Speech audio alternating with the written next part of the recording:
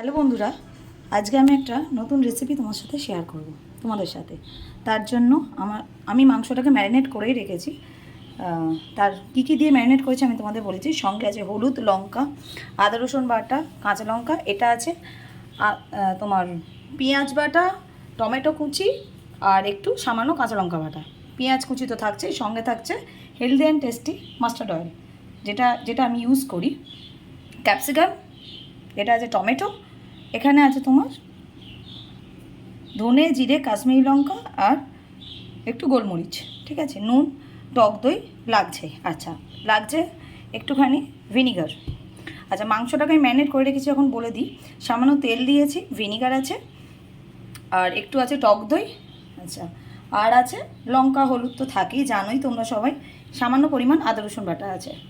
এবারে দেখা যাক মাংসটা কেমন খেতে হয়।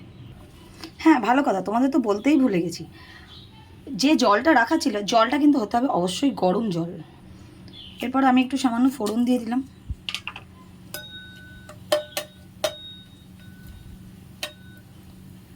তেলটা তো গরমই আছে, আমার তেলটা গরমই করেছিলাম। একটু ফোড়নটা, সামান্য জিরে, একটু এলাচ দিয়েছি একটাই, একটুখানি সামান্য, একদম সামান্য দিয়েছি। দিয়ে দিচ্ছি পেঁয়াজ বাটাটা, পেঁয়াজ কুচিটা।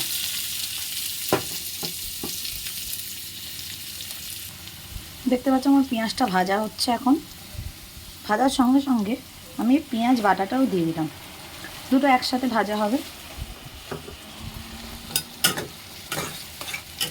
ততক্ষণ এটা ভাজা হোক। একটু ভাজা হয়ে গেলে তার মধ্যে আমি ক্যাপসিকাম আর টমেটো কুচিটা দিয়ে দেবো। আচ্ছা, এরপর আমি দিয়ে দিলাম ক্যাপসিকামের কুচিগুলো,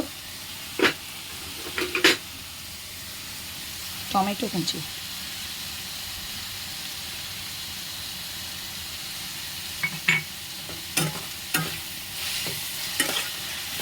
একটু সামান্য নেড়ে আদা রসুনের পেস্টটাও দিয়ে দিলাম। যেহেতু মাংসটা আমার আদা রসুন কিছুটা বাটা মেশানো আছে, সেই জন্য পেস্টটা পরিমাণ মতো দেবেন।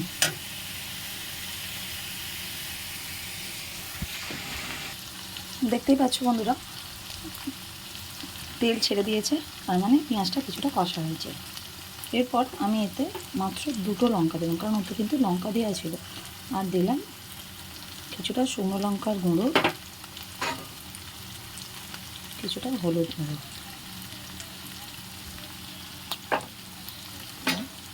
অবশ্যই পরিমাণ মতো নুন। এরপর দিয়ে দিচ্ছি জিরে, ধনে, কাশ্মীরি লঙ্কা দিয়ে আবার একটু নাড়লাম।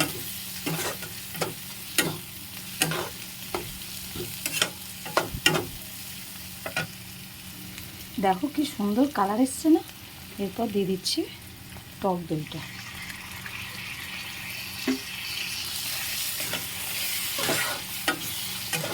কিছুটা নাড়ছি। এরপর কিন্তু আমরা যে ম্যারিনেট করা মাংসটা ছিল সেটা দিয়ে দেবো।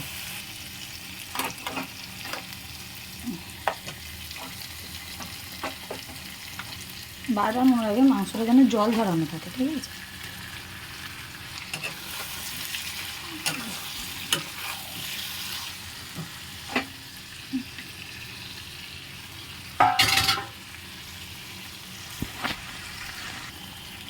আমি কিন্তু মাংসটাতে এক ফোঁটাও জল দিইনি, মাংসটা ততক্ষণ সেদ্ধ হবে, তার জন্য আমি কিছুক্ষণ মাংসটাকে চাপা দিয়ে রাখছি।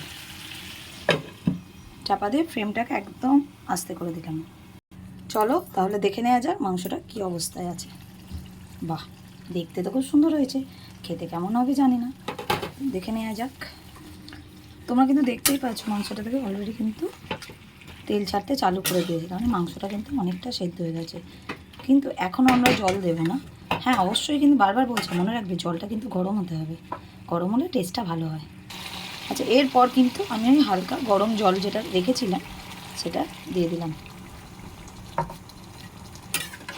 দেওয়ার পর কিছুক্ষণ আর একটু সেদ্ধ হতে দিচ্ছি। জলটা আমার একটু কম হয়েছে, আর একটু জল দিতে হবে। কিছুক্ষণ সেদ্ধ হতে দিচ্ছি। সেদ্ধ হয়ে গেলেই রেডি চিকেনের একটা নিউ রেসিপি। কিন্তু চিকেনের রেসিপিটা এখনো নামটা আমি ঠিক করিনি, ঠিক করে তোমাদের অবশ্যই জানাবো।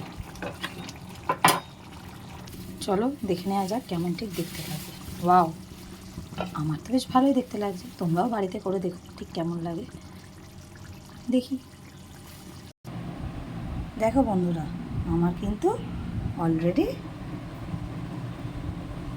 হয়ে গেছে মাংসটা। দেখে নাও, মাংসটার কালার দেখতে তো খুব সুন্দর হয়েছে।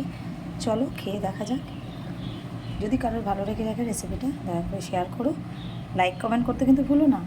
আর হ্যাঁ, চিকেনটা তো মোটামুটি কষার মতোই হয়েছে, তোমরা একটু নাম সাজেস্ট করে দিও আমাকে, কী নাম দিলে ভালো লাগবে। বাই বাই বন্ধুরা, আবার দেখাবে কোনো নতুন রেসিপি নিয়ে।